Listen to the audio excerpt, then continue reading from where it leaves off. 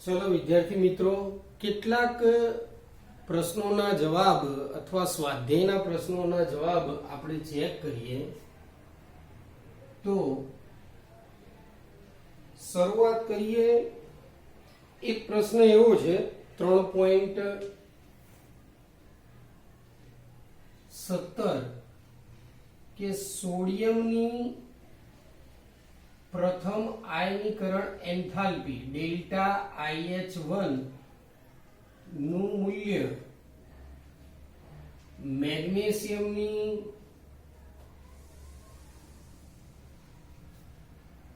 Delta IH1 કરતા ઓછું, એટલે મેગ્નેશિયમનું વધારે, પરંતુ સોડિયમની ડેલ્ટા IH2 નું મૂલ્ય મેગ્નેશિયમની ડેલ્ટા IH2 કરતા વધી જાય પાછું. તો એવું કેમ? પહેલો પ્રશ્ન તમારે એ રીતનો છે. તો જવાબ ચેક કરીએ. તો જવાબમાં જો સોડિયમની ઇલેક્ટ્રોન રચના નિયોન 3s1 અને મેગ્નેશિયમની ઇલેક્ટ્રોન રચના નિયોન 3s2 આ રીતની છે. હવે સોડિયમમાં 3s માંથી એક ઇલેક્ટ્રોન સરળતાથી દૂર થાય, જ્યારે મેગ્નેશિયમમાં 3s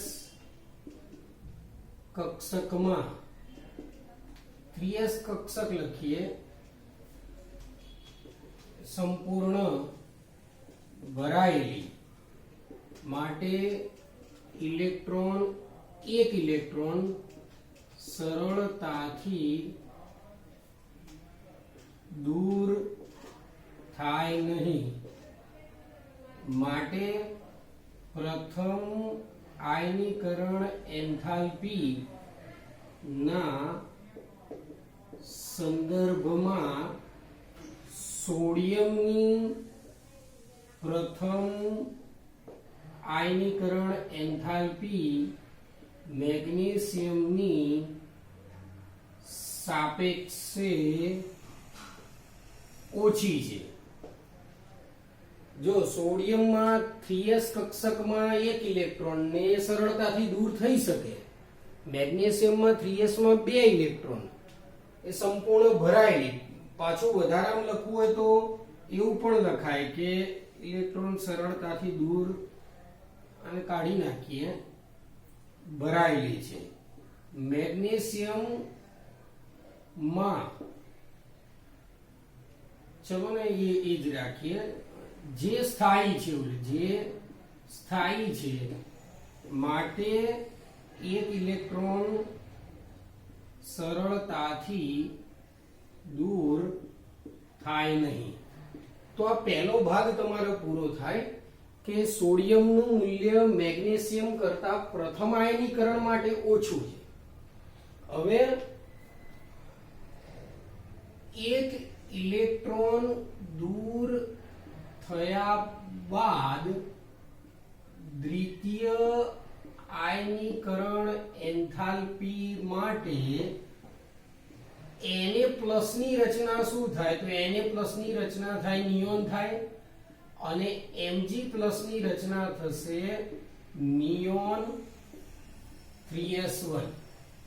જો એક ઇલેક્ટ્રોન દૂર થઈ જાય તો પછી દ્વિતીય આયનીકરણ એન્થાલ્પીનો અર્થ થાય બે ઇલેક્ટ્રોન દૂર કરવાના, પણ બીજો ક્યારે દૂર થાય? એક દૂર થઈ ગયો ત્યારબાદ બીજો દૂર કરવો છે. તો સોડિયમની ઇલેક્ટ્રોન રચના સોડિયમ 1+ ની ઇલેક્ટ્રોન રચના નિયોન કમ્પ્લીટ, Mg+ ની ઇલેક્ટ્રોન રચના 3s1. હવે સોડિયમ પ્લસ માંથી બીજો સોડિયમ પ્લસ ની ઇલેક્ટ્રોન રચના નિષ્ક્રિય વાયુ નિયોન ની થાય જે સ્થાયી છે જ્યારે Mg+ માંથી Mg+ માં 3s માંથી એક ઇલેક્ટ્રોન સરળતાથી દૂર થાય। જો સોડિયમમાં નિયોન જેવી સ્થાયી રચના થાય જ્યારે Mg+ માં 3s માંથી એક ઇલેક્ટ્રોન સરળતાથી દૂર થાય, જ્યારે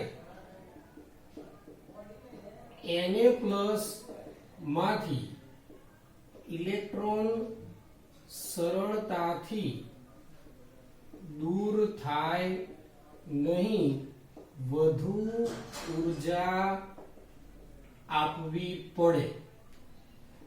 આમ દ્વિતીય આયનીકરણ એન્થાલ્પીના સંદર્ભમાં સોડિયમની Mg કરતા વધુ થાય। તો ટૂંકમાં આયનીકરણ એન્થાલ્પીનો મુદ્દો અહીંયા આવીને અટકે કે જેની ઇલેક્ટ્રોન રચના સ્થાયી થઈ જાય એની આયનીકરણ એન્થાલ્પી વધી જાય। બસ આ જ મુદ્દાના સાપેક્ષમાં તમારો 3.17 નો મુદ્દો છે। જોઈ લો, આને ચેક કરી લો તો 3.17 જેવા કેટલાક પ્રશ્નોની ચર્ચા આપણે સ્વાધ્યાયમાં કરીશું। આને ચેક કરો, ત્યારબાદ બીજો ચલાવીએ।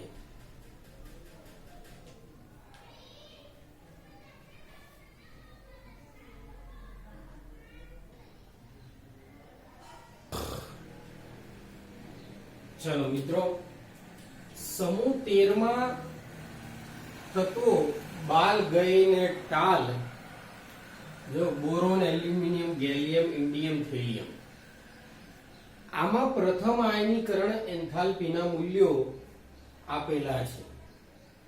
સમૂહમાં તમને આગળ શીખવાડ્યું હતું કે જેમ જેમ નીચે ઉતરો તેમ આયનીકરણ એન્થાલ્પીનું મૂલ્ય ઘટતું જાય। તો પહેલો મુદ્દો કે બોરોન થી એલ્યુમિનિયમ તરફ સમૂહમાં નીચે તરફ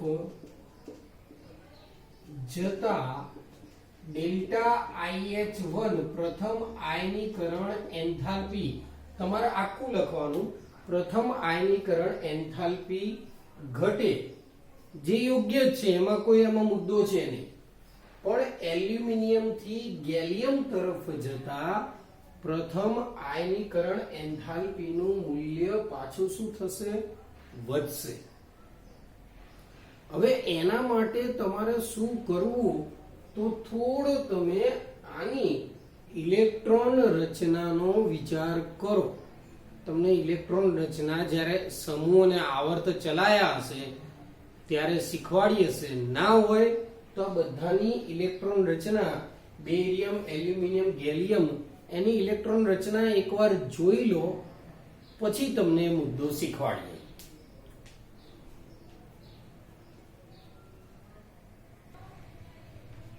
ચલો, આશા રાખીએ ઇલેક્ટ્રોન રચના જોઈ લીધી હશે।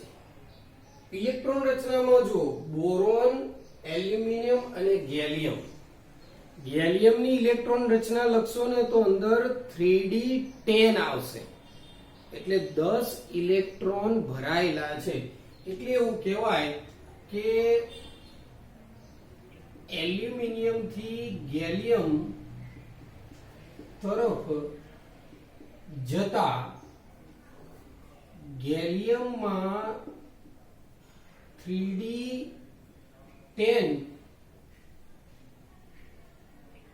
એટલે 3d માં 10 ઇલેક્ટ્રોન ભરાયેલા છે। હવે આ 10 ઇલેક્ટ્રોન શું કામ કરશે? તો જો કેન્દ્રની આજુબાજુ કક્ષા હવે 3D ના 10 ઇલેક્ટ્રોન આમ છૂટા છવાયા ગોઠવાઈ જાય 5 6 7 8 એવી રીતે 3D માં ગોઠવાઈ જાય. એ 10 ઇલેક્ટ્રોન નું કામ શું? તો તમને પેલું શેડિંગ અસર, પડદા અસર શીખવાડી હતી. એ પડદા અસરને ઓછી કરે. પડદા અસર થાય તો શું થાય? કેન્દ્ર અને અંદરની કક્ષાઓ બધી ભેગી થઈ જાય અને જે બાહ્યતમ કક્ષાનો ઇલેક્ટ્રોન હોય એનું અને આનું આકર્ષણ ઘટાડી દે. અને આકર્ષણ ઘટે તો આ ઇલેક્ટ્રોન સરળતાથી મુક્ત થાય અને સરળતાથી મુક્ત થાય તો આયનીકરણ એન્થાલ્પીનું મૂલ્ય ઘટવું જોઈએ. પણ પ્રોબ્લેમ ક્યાં થાય છે કે ડી કક્ષકના 10 ઇલેક્ટ્રોન એ એવા છૂટાછવાયા ગોઠવાયેલા હોય છે કે આ જે શેડિંગ અસર થાય છે એ શેડિંગ અસરને ઓછી કરે. તો 10 ઇલેક્ટ્રોન ભરાયેલા હોય જે સમિતિમાં ગોઠવાઈ ને કેન્દ્ર અને બાહ્યતમ કક્ષા વચ્ચેની શેડિંગ અસર ઓછી કરે છે. એટલે શેડિંગ અસરનું મૂલ્ય ઓછું કરે. પણ શેડિંગ અસર ઓછી થાય તો જે પેલું અંતર હતું એ નાનું થઈ જાય, આકર્ષણ વધી જાય. આથી ગેલિયમમાં કેન્દ્ર અને બાહ્યતમ કક્ષાના ઇલેક્ટ્રોન વચ્ચેનું આકર્ષણ વધી જાય છે. આ કામ થાય છે. ગેલિયમમાં કેન્દ્ર અને બાહ્યતમ કક્ષાના ઇલેક્ટ્રોનનું આકર્ષણ વધી જાય માટે આયનીકરણ એન્થાલ્પી માટે એવું લખીએ કે ઇલેક્ટ્રોનને દૂર કરવા વધુ ઊર્જાની જરૂર પડે માટે આયનીકરણ એન્થાલ્પી વધે. હવે આ વાત થઈ ગેલિયમમાં. હવે અહીંયા જો ઇન્ડિયમ કરતા થેલિયમમાં પણ આ રીતે વધારો થાય છે. તો કારણમાં આવું જ કોપી મારવાની છે પણ ગેલિયમની જગ્યાએ અહીંયા આવશે થેલિયમ. 3d10 ની જગ્યાએ 4f14 એટલે આનો જવાબ લખીએ તો 4f14 f કક્ષકમાં 14 ઇલેક્ટ્રોન ભરાઈ ગયા. બાકી બધું કોપી મારી દેવાની. એટલે ઇન્ડિયમ કરતા થેલિયમમાં વધારો કેમ થાય છે એ પણ તમારે આવી જાય. તો આ પણ એક પ્રશ્ન હતો, જોઈ લો. ત્યારબાદ બીજા નાના નાના પ્રશ્નો શીખવાડીએ.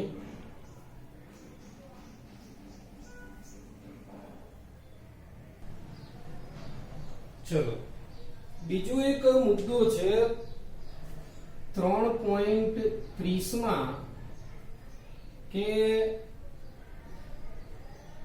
NH2NP4 જ્યાં n બરાબર 3 આવર્ત કોષ્ટકમાં સ્થાન જણાવો. તો n ની જગ્યાએ 3 મૂકી દઈએ તો 3s2 3p4 આવર્ત કોષ્ટકમાં સ્થાન ચેક કરવું હોય તો તમારે પહેલા તો આવર્ત ચેક કરવો પડે. મુખ્ય ક્વોન્ટમાં કેટલો? મુખ્ય ક્વોન્ટમાં એટલે આગળ લખ્યો હોય એ 3 તો આવશે 3. બીજું, બાહ્યતમ કક્ષામાં ઇલેક્ટ્રોન કેટલા? તો 2 ને 4 6 તો સમૂહ નંબર કયો આવશે? સમૂહ નંબર આવશે 16. જો આવર્ત એટલે શું? તો આ મુખ્ય ક્વોન્ટમાં જે મોટામાં મોટો હોય આવર્ત, અને સમૂહ એટલે બાહ્યતમ કક્ષામાં ઉપર ઇલેક્ટ્રોન ગણવાના. 2 ને 4 6 ઇલેક્ટ્રોન હોય એટલે સમૂહ. એ સિવાય તમને ઇલેક્ટ્રોન રચનાઓ તમને વિભાગોની શીખવાડીએ. S વિભાગમાં શું આવે, P માં શું આવે, એ રીતે. ચલો બીજો પ્રશ્ન જોઈએ.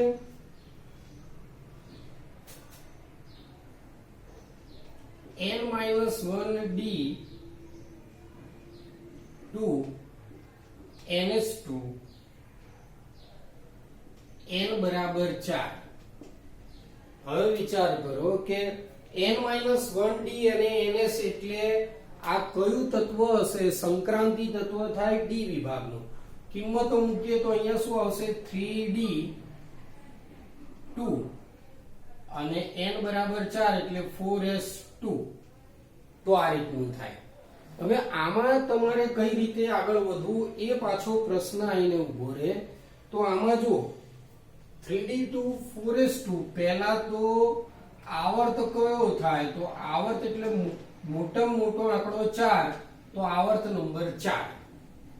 પહેલી વસ્તુ એ થઈ જાય. ચલો બીજી આગળ વાત કરીએ તો સમૂહ કયો થાય? તો સમૂહમાં આવું ns અને np હોત તો સરવાળો કરી દેત ઇલેક્ટ્રોનનો. 2 4 6 6 તો 16. પણ આ રીતે d વાળો અને s વાળો હોય તો તમારે શું કરવું? તો તમારે આ બંનેનો સરવાળો 4 આવ્યો તો સમૂહ નંબર 4 થશે d વાળામાં. એક ઉદાહરણ ઘરનું પણ મૂકી દઈએ. આવું પણ હોય n-1 d5 ns1 n બરાબર ફરીથી 4. આ અપવાદરૂપ બે ઇલેક્ટ્રોન રચનાનું એક લીધું. તો જો કિંમતો મૂકો તો શું આવશે તમારે? અહીંયા આવશે 3d5 4s1. તો ચલો આવર્ત કયો થશે તમારે? આવર્ત નંબર યાદ કરો, મુખ્ય ક્વોન્ટમ આંક 4.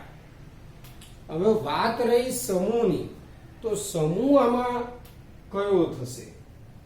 તો જો બહુ વિચારવા જેવું છે. આમ તો આમાં એ કરવા જેવું. તો ચલો થોડું સમજાઈ દઈએ કે પહેલો અને બીજો તો s વિભાગ થાય, પછી 3 થી 12 સમૂહ એ d વિભાગમાં આવે. આ રીતે એમાં 21 22 23 24 25 26 27 28 29 30 આ રીતે તત્વો મૂકીએ. આ ત્રીજો સમૂહ, ચોથો, પાંચમો, છઠ્ઠો, સાતમો, આઠમો, નવમો, 10મો, 11મો, 12મો, આ 12 સમૂહ થઈ ગયા. હવે તમારે ચેક કરવાનું હોય આની ઇલેક્ટ્રોન રચનામાં શું આવે? 3d1 4s2. તો 2 ને 1 3 તો ત્રીજો સમૂહ. પણ આ એક વિચિત્ર રચના છે અને આ રચના કયા સમૂહની છે? આ છે 24 વાળાની. આમ તો એ પ્રમાણે થઈ જ જાય. 5 ને 1 6 એટલે સમૂહ નંબર કયો આવી જશે? 6 આવી જશે. પણ થોડું ઘણું મગજમાં ધ્યાનમાં રાખવાનું કે IMP વાળો છે.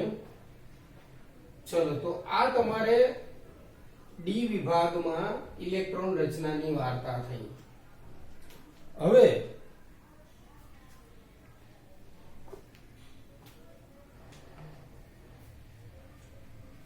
ચોથો મુદ્દો.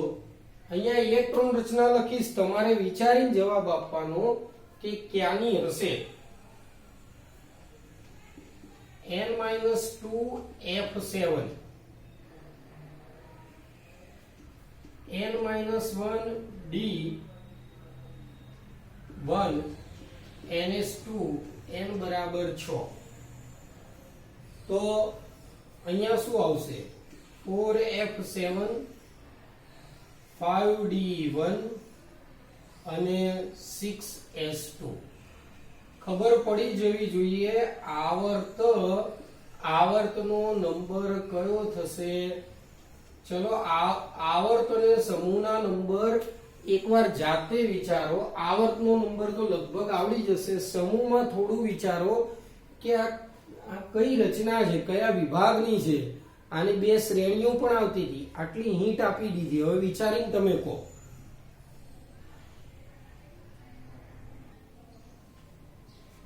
ચલો જોઈ લીધું હશે કે કઈ રીતે આને ગણવું એમ. તો આવર્ત તો બધાને ખબર પડી જાય, મોટો આંકડો 6. પણ તમે વિચાર કરો કે સમૂહ કયો લેવો, કયા સમૂહમાં છે આ? ત્રીજામાં નથી. કેમ? ત્રીજામાં સીરિયમ છે જે આમાં નથી. તો કહું તમે આખું આવર્ત કોષ્ટક ફેદી મારશો તો આના સમૂહ નંબર ક્યાંય જોવા નહીં મળે. તો આનું આવર્ત કોષ્ટકમાં સ્થાનમાં સમૂહમાં કઈ નહીં લખવાનું, આવર્ત નંબર 6 અને આવર્ત કોષ્ટકમાં નીચે પ્રથમ આડી હરોળમાં, આવર્ત કોષ્ટકની નીચે પ્રથમ આડી હરોળમાં કેટલામું તત્વ થાય તો તમે એ તત્વ તમારે શોધીને લખી દેવાનું. 5મું, 6થું, 7મું, 8મું, ગમે તે તત્વ જે થતું હોય. તો આ રીતનું એફ વિભાગમાં લખવાનું આવે. તો એફ વિભાગમાં સમૂહ નહીં આવે તો આમ કોઈ પણ તત્વ ગમે તે કીધું હોય તમારે આવડવું જોઈએ. એકાદ તત્વ તમારે જાતે વિચારીને બી તમે કરી શકો. તો આવર્ત અને સમૂહનું સ્થાન એ રીતે. ચલો બીજા પ્રશ્નો આગળ જોઈએ થોડા.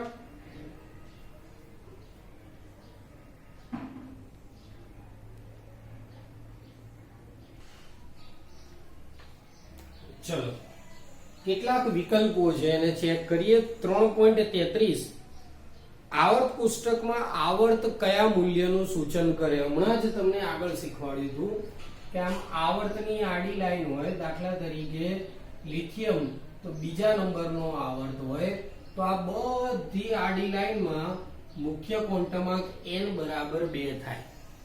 ત્રીજા નંબરનો આવર્ત હોય તો બધામાં n બરાબર 3 થાય. એટલે મહત્તમ સંખ્યા 3 આપણે નહીં લખતા 2s2 2p3 આ તે, એમાં છેલ્લો મોટામાં મોટો આંક 3 થાય. તો આવર્ત કોષ્ટકમાં આવર્ત શેનું સૂચન કરે? n નું. n એટલે શું થાય? મુખ્ય ક્વોન્ટમ આંક 3.33 એ રીતે આવે. જ્યારે તમે આ જુઓ ત્યારે બુક લઈ અને પેજ નંબર 95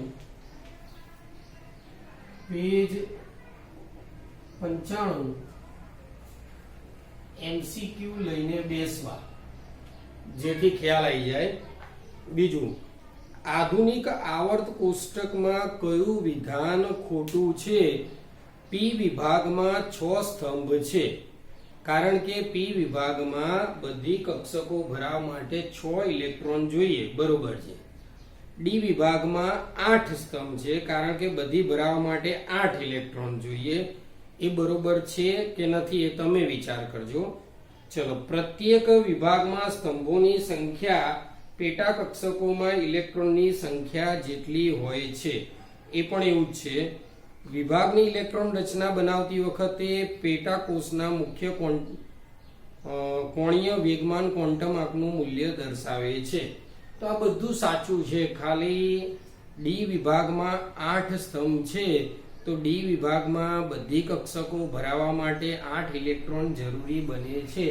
તો જો ડી વિભાગમાં બધી કક્ષકો ભરાવા માટે 8 નહીં, ડી વિભાગમાં પેટા કક્ષક ડી ની 5 હોય તો 5 દુ 10 ઇલેક્ટ્રોન જરૂરી બને. એટલે બીજું ખોટું આવી જાય. ચલો, નીચેનામાંથી કયું પરિબળ રસાયણ વિજ્ઞાનને અસર કરે છે પણ સંયોજકતાને અસર કરતું નથી?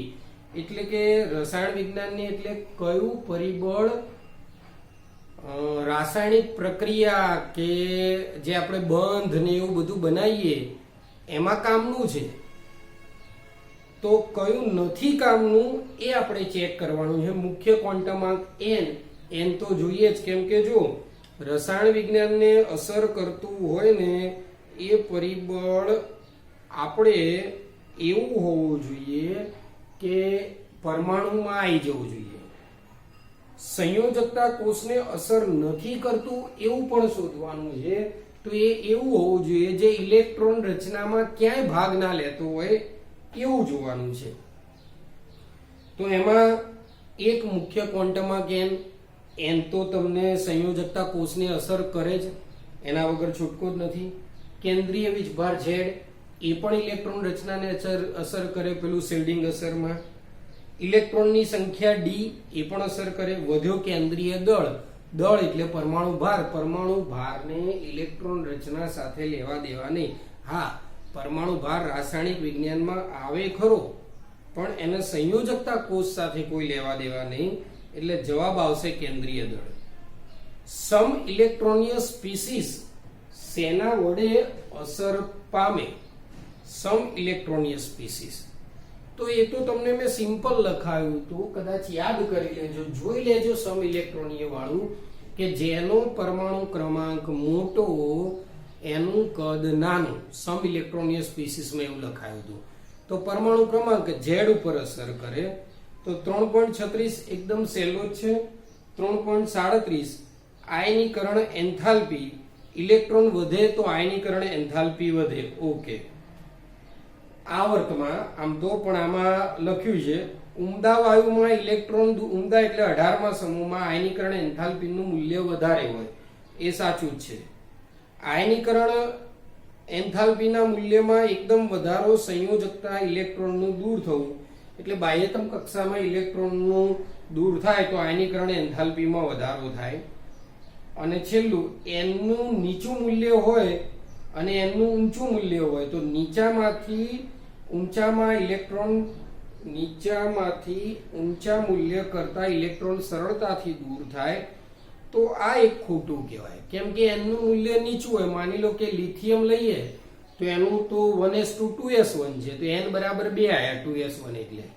સોડિયમ 3s1, પોટેશિયમ 4s1, તો એનનું મૂલ્ય ક્રમશઃ વધે છે, પણ આયનીકરણ એન્થાલ્પી ક્રમશઃ ઘટે છે.